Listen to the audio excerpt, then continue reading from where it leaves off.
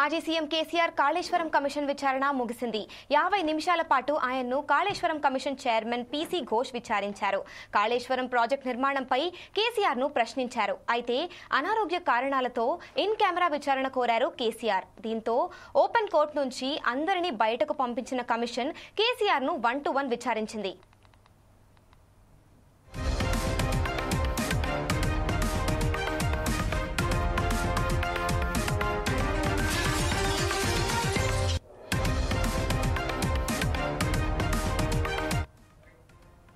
ముఖ్యంగా కాళేశ్వరాన్ని ఎప్పుడు ఆమోదించారు, మంత్రివర్గ ఉపసంఘం ఏర్పాటు, సబ్ కమిటీకి బ్యారేజీలకు ఏమైనా సంబంధం ఉందా, డిజైన్ మార్పు, స్థలం ఎంపికపై కేసీఆర్ కు కమిషన్ ప్రశ్నలు సంధించినట్టు తెలుస్తోంది. ఇప్పటికే ఈ కేసులో బీజేపీ ఎంపీ ఈటెల రాజేందర్, మాజీ మంత్రి హరీష్ రావును కాళేశ్వరం కమిషన్ విచారించింది. వారి స్టేట్మెంట్లను సైతం రికార్డ్ చేసింది. వాటిని ఆధారంగా చేసుకుని మాజీ సీఎం కేసీఆర్ ను కమిషన్ విచారించినట్టు సమాచారం.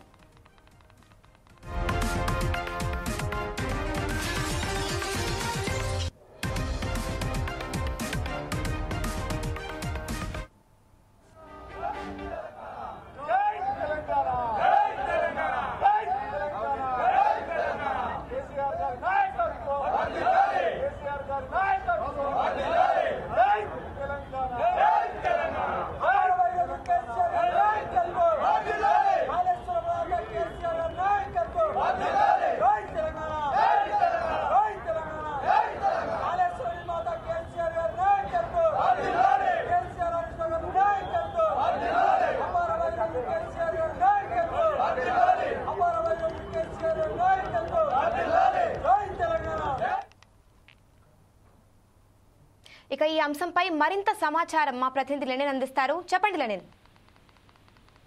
మూల్య, ఏదైతే కాళేశ్వరం ప్రాజెక్టుపై విచారణ తుది దశకు అయితే చేరుకుంటుంది. ఇప్పటి వరకు అధికారులను, నిర్మాణ సంస్థలను, ప్రతినిధులను, మాజీ మంత్రులను జస్టిస్ పీసీ ఘోష్ కమిషన్ అయితే విచారించింది.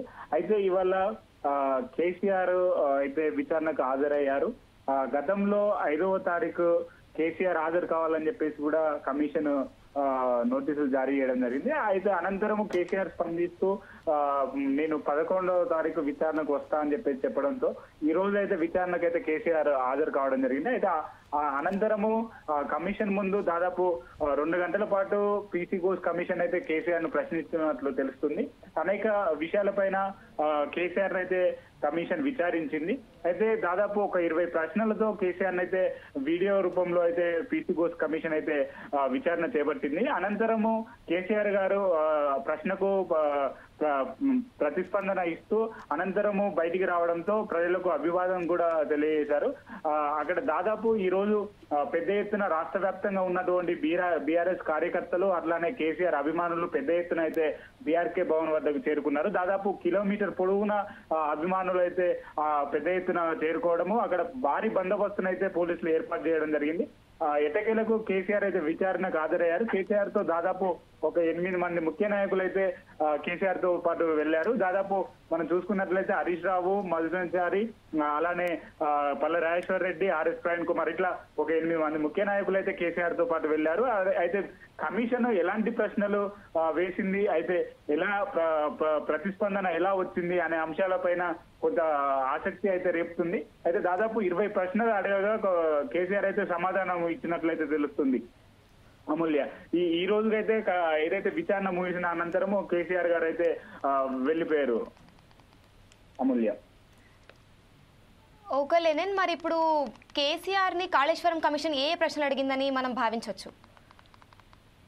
దాదాపు గతంలో బీఆర్ఎస్ పార్టీ హయాంలో కాళేశ్వరం ప్రాజెక్టు నిర్మించిన విషయం అందరికి తెలిసిందే. ఆ సమయంలో ముఖ్యమంత్రి కేసీఆర్ సీఎం గా ఉన్నారు. అయితే దాదాపు దానికి ఆర్థిక శాఖ మంత్రిగా ఈటెల రాజేందర్, అలానే ఇరిగేషన్ శాఖ మంత్రిగా హరీష్ రావు కూడా ఉన్నారు. అయితే దాదాపు అధికారులను, అలానే ఈటెల రాజేందర్ ను, అలానే మంత్రిని ఏదైతే హరీష్ రావును కూడా కాళేశ్వరం కమిషన్ అయితే విచారించింది. అనంతరము అన్ని ప్రశ్నలను కలిపి కేసీఆర్ అయితే ప్రశ్నించినట్లు తెలుస్తుంది. అమూల్య, ఓకే, మరి కమిషన్ ప్రశ్నలన్నింటికి కేసీఆర్ సమాధానం ఇచ్చారా? అయితే గతంలో దాదాపు ఏదైతే గతంలో బీఆర్ఎస్ సంబంధించినటువంటి హరీష్ రావు కమిషన్ విచారణకైతే వెళ్లారు. దాదాపు 2 రోజుల పాటు హరీష్ రావును ఎలాంటి ప్రశ్నలు అడిగారు, హరీష్ రావు ప్రతిస్పందన ఎలా ఉంది అని చెప్పేసి కూడా ఎర్రవెల్లి ఫామ్ హౌస్ లో హరీష్ రావుతో అయితే గతంలో నిన్న మొన్న భేటీ అయ్యారు కేసీఆర్. అయితే అనంతరము ఈ రోజు కాళేశ్వరంకు సంబంధించినటువంటి కమిషన్ ప్రశ్నలకైతే సూటిగా జవాబు చెప్పారని చెప్పేసి కూడా చెప్పుకోవచ్చు. ఓకే, మరి ఇప్పుడు కేసీఆర్ తోనే కాళేశ్వరం కమిషన్ విచారణ ముగిసిందని అనుకోవచ్చా మనం, లేకపోతే ఇంకెవరైనా మళ్ళీ నోటీసులు ఇచ్చే ఛాన్స్ ఉందా? దాదాపు ఈ రోజైతే విచారణ అయితే పూర్తిగా అయితే సాగింది. మరి కొన్ని అంశాలపైన మరి ముందుకు తీసుకెళ్తారా, అసలు ఎలాంటి అంశాలను మళ్ళీ తెర మీదకి తీసుకొస్తారు అనేది కొంత సందేహం అయితే ఉంది.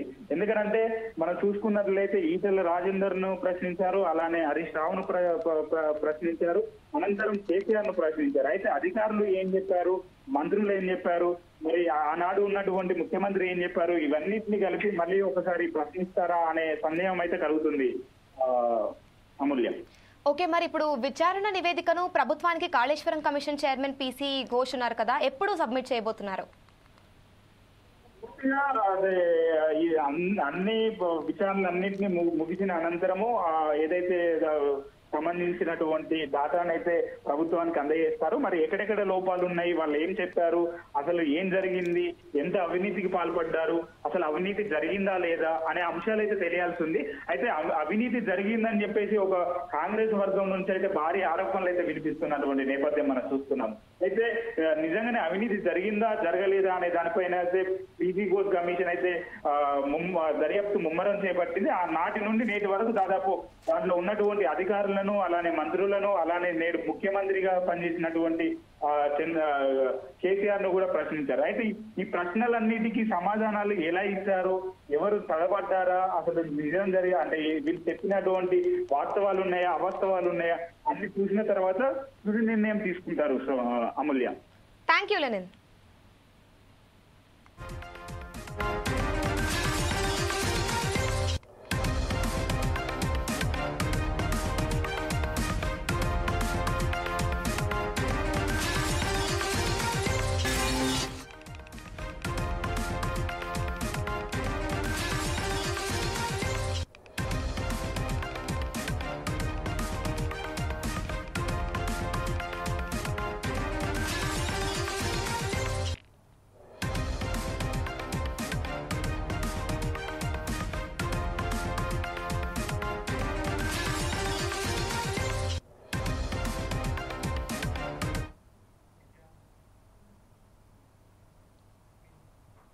సీఎం రేవంత్ రెడ్డి ఢిల్లీ టూర్ ముగిసింది. ఇవాళ్ల రాత్రికి ఆయన హైదరాబాద్ కు చేరుకోనున్నారు.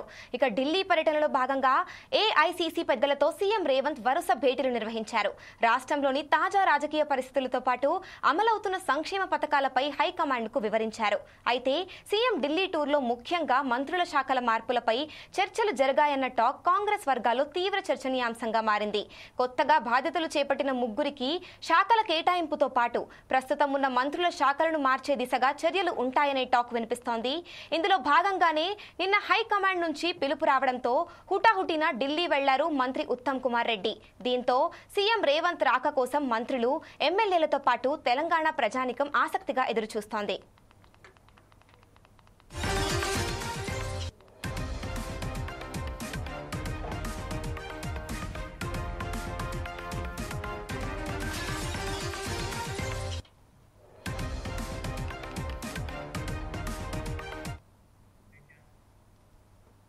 ఇక ఇదే అంశంపై మరింత సమాచారం మా ప్రతినిధి లెనిన్ అందిస్తారు. చెప్పండి లెనిన్. తెలంగాణ రాష్ట్ర మంత్రివర్గంలోని మంత్రుల శాఖల్లో భారీ మార్పులు చోటు చేసుకునే అవకాశాలు కనిపిస్తున్నాయి. ఈ నేపథ్యంలోనే గత 2 రోజులుగా సీఎం రేవంత్ రెడ్డి బిజీగా ఢిల్లీలో గడుపుతున్నారు. అయితే మనం చూసుకున్నట్లయితే గతంలో ఉన్నటువంటి శాఖలు, అలానే మన రీసెంట్ గా ప్రకటించినటువంటి ఏదైతే 3 మంత్రులు ప్రమాణ స్వీకారం చేశారో వారి మంత్రులు శాఖల కేటాయింపు పైన ఢిల్లీ పెద్దలతో అయితే రేవంత్ రెడ్డి వరుసగా భేటీ అవుతున్నారు.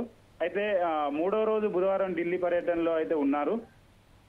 ఈ రోజు మరోసారి కాంగ్రెస్ అధిష్టాన పెద్దలను కలిసే అవకాశం ఉంది.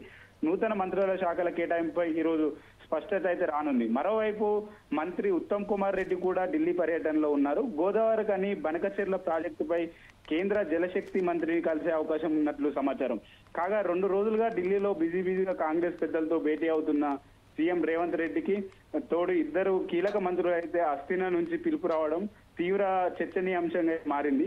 మొదట ఉత్తమ్ కుమార్ రెడ్డి ఆ వెంటనే ఉప ముఖ్యమంత్రి బట్టి విక్రమార్కను ఢిల్లీకి రావాలని చెప్పేసి కూడా హైకమాండ్ నుంచి ఆదేశాలు రావడంతో వారిద్దరు వెళ్లారు. అయితే కొంత ఏదైతే ప్రకటించినటువంటి మంత్రులు ముగ్గురు ప్రమాణ స్వీకారం చేశారో ఆ కొత్త మంత్రుల శాఖల కేటాయింపులతో పాటు మరిన్ని కీలక అంశాలపై చర్చలు జరుగుతున్నట్టయితే సమాచారం. అయితే మంత్రుల శాఖల్లో భారీ మార్పులు వస్తాయనే ఊహాగానాలు కూడా వినిపిస్తున్నాయి. మరి అవి అంటే మార్పులు చేస్తారా లేకపోతే కొత్తగా ఏదైతే 3 మంత్రులు నియమించారో మరి వారికి మంత్రిత్వ శాఖలు కేటాయిస్తారా అని చెప్పేసి కూడా ఉత్కంఠ అయితే నెలకొంది అమూల్య. అయితే మనం చూసుకున్నట్లయితే సీఎం రేవంత్ రెడ్డి దగ్గర దాదాపు 6 మంత్రిత్వ శాఖలు అయితే ఉన్నాయి. మరి వీటిలో ఉన్నటువంటి మంత్రిత్వ శాఖలే కేటాయిస్తారా, మరి కొత్తవి ఉంటాయా?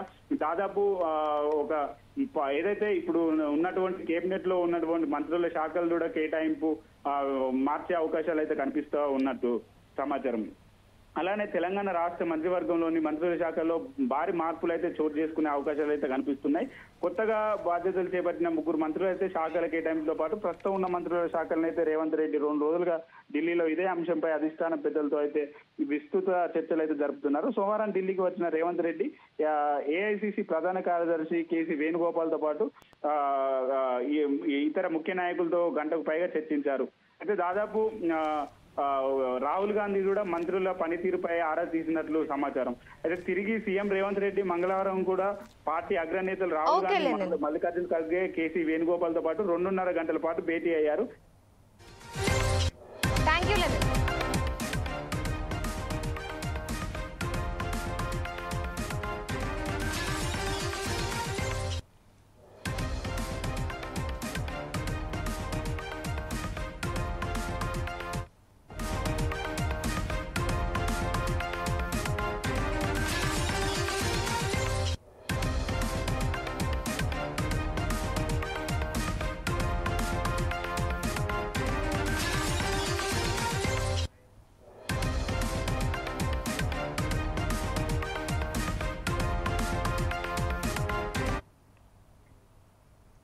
ఓబుళాపురం అక్రమ మైనింగ్ కేసులో దోషి గాలి జనార్దన్ రెడ్డికి తెలంగాణ హైకోర్టులో ఊరట దక్కింది. గాలి జనార్దన్ రెడ్డికి షరతులతో కూడిన బెయిల్ మంజూరు చేసింది. జనార్దన్ తో పాటు ఆయన పిఏ అలీఖాన్, బివి శ్రీనివాస్ రెడ్డి, రాజగోపాల్ కు హైకోర్టు బెయిల్ ఇచ్చింది. అలాగే ఈ నలుగురికి ఇటీవల నాంపల్లిలోని సిబిఐ కోర్టు విధించిన 7 ఏళ్ల జైలు శిక్షను సస్పెండ్ చేసింది. 10 లక్షల రూపాయలు 2 షూరిటీలు సమర్పించాలని హైకోర్టు ఆదేశించింది. దేశం విడిచి ఎక్కడికి వెళ్లిపోవడానికి వీల్లేదని చెప్పింది. పాస్పోర్ట్ సరెండర్ చేయాలని హైకోర్టు సూచించింది.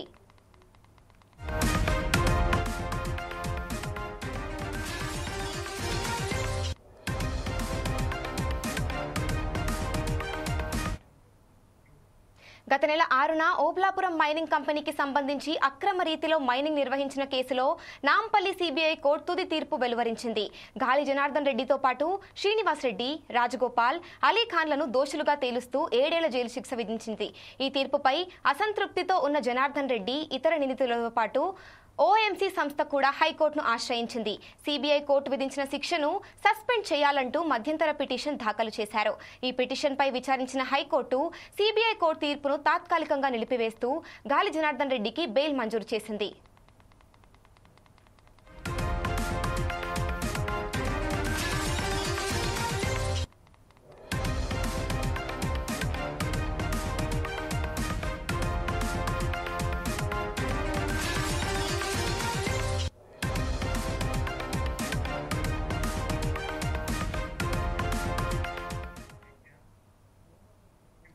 ఇక ఇదే అంశంపై మరింత సమాచారం మా ప్రతినిధి లెనిన్ అందిస్తారు. చెప్పండి లెనిన్. ముల్య, గాలి జనార్దన్ రెడ్డికి తెలంగాణ హైకోర్టులో అయితే ఊరట లభించింది. ఓబులాపురం అక్రమ మైనింగ్ కేసులో కర్ణాటక ఎమ్మెల్యే గాలి జనార్దన్ రెడ్డికి తెలంగాణ హైకోర్టులో ఊరటైతే లభించింది. సిబిఐ కోర్టు విధించిన శిక్షను హైకోర్టు తాజాగా నిలుపుదల చేసింది. ఈ క్రమంలో గాలి జనార్దన్ రెడ్డికి హైకోర్టు బెయిల్ మంజూరు అయితే చేసింది. ఈ సందర్భంగా జనార్దన్ రెడ్డి దేశం విడిచి వెళ్ళొద్దని చెప్పేసి కూడా చెప్పింది. ఆయన పాస్పోర్టును సరెండర్ చేయాలని చెప్పేసి కూడా తెలంగాణ హైకోర్టు అయితే ఆదేశించింది. కాగా ఆ ఓబులాపురం అక్రమ మైనింగ్ కేసులో సిబిఐ కోర్టు విధించిన శిక్షను సస్పెండ్ చేయాలంటూ కర్ణాటక ఎమ్మెల్యే గాలి జనార్దన్ రెడ్డి దాఖలు చేసిన మధ్యతర పిటిషన్ పై హైకోర్టులో మంగళవారం వాదనలు పూర్తి అయ్యాయి. బుధవారం తీర్పు ఇచ్చిన అనంతరం న్యాయమూర్తి జస్టిస్ కె లక్ష్మణ్ వెల్లడించారు. అయితే ఓఎంసీ కేసులో గాలి జనార్దన్ రెడ్డి, శ్రీనివాసరెడ్డి, వీడి రాజగోపాల్ రెడ్డి, అలీఖాన్లు దోషులుగా తెలుస్తూ సిబిఐ కోర్టు గత నెల 6న వారికి 7 ఏళ్ల జైలు శిక్ష అయితే విధించింది. ఈ తీర్పును గాలి జనార్దన్ రెడ్డి ఇతరులతో పాటు ఓఎంసీ కంపెనీ కూడా హైకోర్టులో సవాల్ చేసింది. అయితే వాదనలు అనంతరము కోర్టు స్పందిస్తూ మధ్యతర అభ్యర్థులపై బుధవారం ఉత్తర్వులు అయితే వెలువరిస్తామని చెప్పేసి ప్రకటించింది. తాజాగా బెయిల్ అయితే మంజూరు చేసింది. అమూల్య. Thank you Lenin.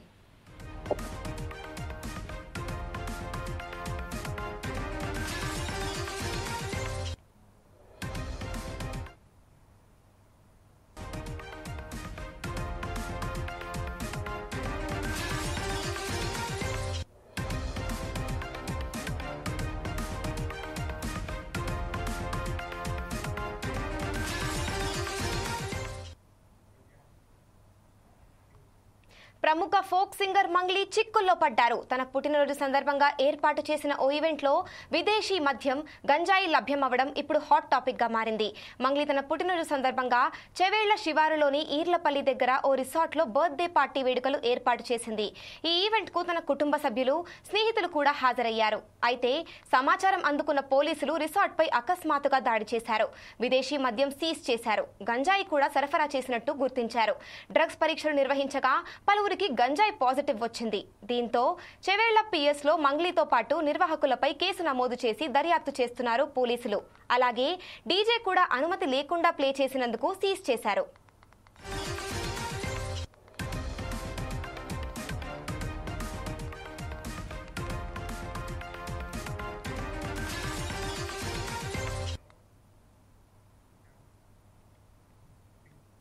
ఇప్పుడు ఇదే అంశంపై మరింత సమాచారం మా ప్రతినిధి లెనిన్ అందిస్తారు. చెప్పండి లెనిన్. అమూల్య, ఏదైతే తెలంగాణలో చెందినటువంటి టాలీవుడ్ సింగర్ మంగ్లీ పేరు ప్రక్రియ అయితే తెచ్చుకోవడం మన అందరికి తెలిసిన విషయమే. టాలీవుడ్ సింగర్ గా మంగ్లీ పుట్టినరోజు వేడుకలు ఇప్పుడు వివాదానికి అయితే దారి తీశాయి. చేవెళ్లలోని త్రిపుర రిసార్ట్ లోని మంగళవారం రాత్రి జరిగిన మంగ్లీ బర్త్డే సెలబ్రేషన్ లో పోలీసులు ఆకస్మిక దాడులు అయితే నిర్వహించారు. భారీగా గంజాయి, విదేశీ మద్యాన్ని అయితే స్వాధీనం చేసుకున్నారు. అలాగే ఈ పార్టీలో పాల్గొన్న పలువురికి చేసిన వైద్య పరీక్షల్లో డ్రగ్స్ పాజిటివ్ అయితే తేలింది. ప్రముఖ singer Mangli birthday party Hyderabad లోని హాట్ టాపిక్ అయితే మారింది. ఆమె పుట్టినరోజు సందర్భంగా మంగళవారం రాత్రి తన స్నేహితులతో కలిసి పార్టీ ఏర్పాటు చేశారు. చేవేళ్లలోని త్రిపుర రిసార్ట్ లోని బర్త్డే వేడుకల్లో కొంత మద్యము, గంజాయి దొరికినట్లయితే సమాచారం. పక్కా సమాచారం అందుకున్న పోలీసులు త్రిపుర రిసార్ట్ పై దాడులు అయితే నిర్వహించి భారీగా విదేశీ మద్యము స్వాధీనం చేసుకున్నారు. ఈ క్రమంలోనే పలువురికి డ్రగ్స్ పరీక్షలు నిర్వహించగా పాజిటివ్ రిపోర్ట్ వచ్చింది. అయితే గంజాయి పాజిటివ్ రిపోర్ట్ వచ్చిన వారిపై అయితే కేసు నమోదు చేశారు చేవెళ్ల పోలీసులు. అయితే singer Mangli Telangana folk songs లో పాపులర్ అయ్యారు. అయితే బతుకమ్మ నుంచి బోనాల పాటల వరకు మంగ్లీ పాడని పాట లేదు. అయితే ఆమె గాత్రాన్ని ఏదైతే ఆమె పాడే అటువంటి పాటలను చాలా మంది ఫిదా కావాల్సింది. పక్క ఫోక్ సాంగ్స్ అయినా, సినిమా పాటలైనా తన గాత్రంతో మెస్మరైజ్ చేస్తుంది. అయితే ఇప్పటి వరకు అనేక చిత్రాల్లో సూపర్ హిట్ సాంగ్స్ ఆలపించింది మంగ్లీ. న్యూస్ యాంకర్ ద్వారా కెరియర్ స్టార్ట్ చేసిన మంగ్లీ ఆ తర్వాత ప్రైవేట్ పాటలతో పాపులర్ అయింది. ముఖ్యంగా బతుకమ్మలో బోనాల సాంగ్స్, శివరాత్రి పాటల ద్వారా తనకంటూ ఒక ఫేమ్ క్రియేట్ చేసుకుంది. ఇప్పుడు సినిమాలు, ఈవెంట్లతో పాటలు పాడుతూ బిజీగా ఉంటుంది. అయితే ఈ నేపథ్యంలోనే ఇలాంటి ఏదైతే చిక్కులో పడడము చాలా చర్చనీయ అంశంగా మారింది. అమూల్య, thank you Lenin.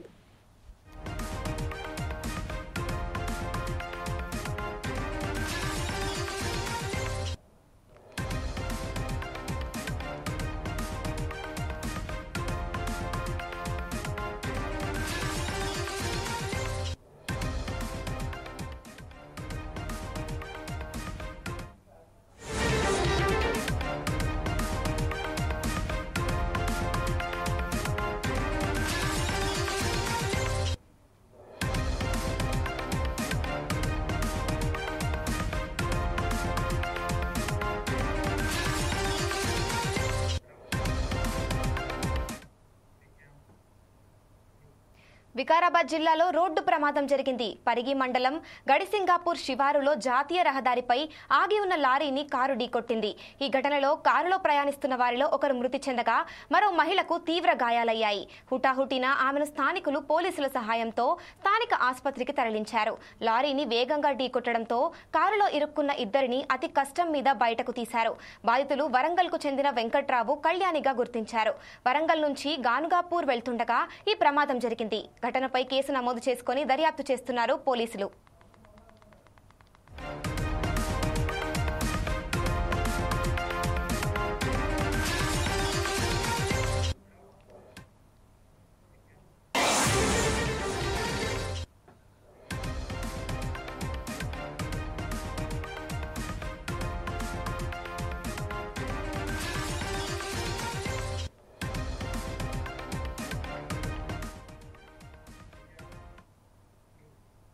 Breaking news చూస్తున్నాం. భారత వ్యోమగామి శుభాంశు శుక్లా రోదసి యాత్ర మరోసారి వాయిదా పడింది.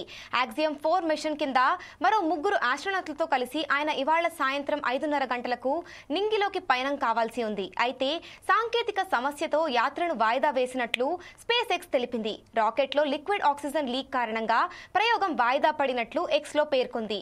మరమ్మతులకు సమయం పడుతుందని, త్వరలోనే కొత్త లాంచ్ తేదీని ప్రకటిస్తామని వెల్లడించింది.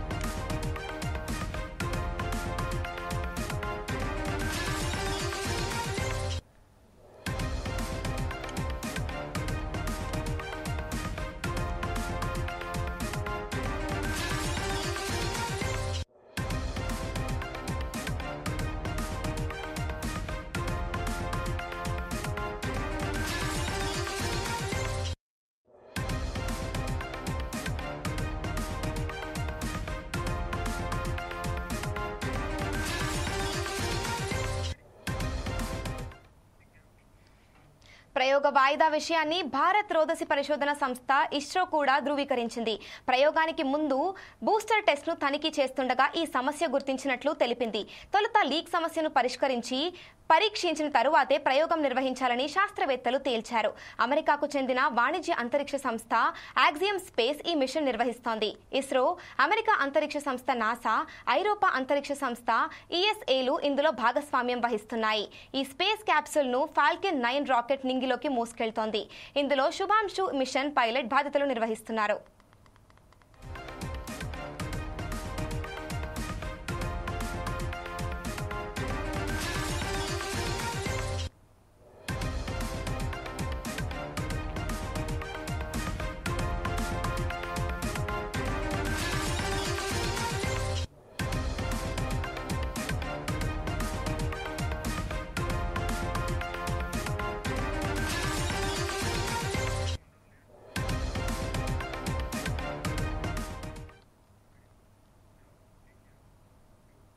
ఈ ప్రయోగం తొలుత మంగళవారం జరగాల్సి ఉంది. అయితే అంతరిక్ష ప్రయోగ కేంద్రం ఉన్న ఫ్లోరిడా ప్రాంతంలో వాతావరణం ప్రతికూలంగా ఉండడంతో దీనిని ఇవాళ్టికి వాయిదా వేశారు.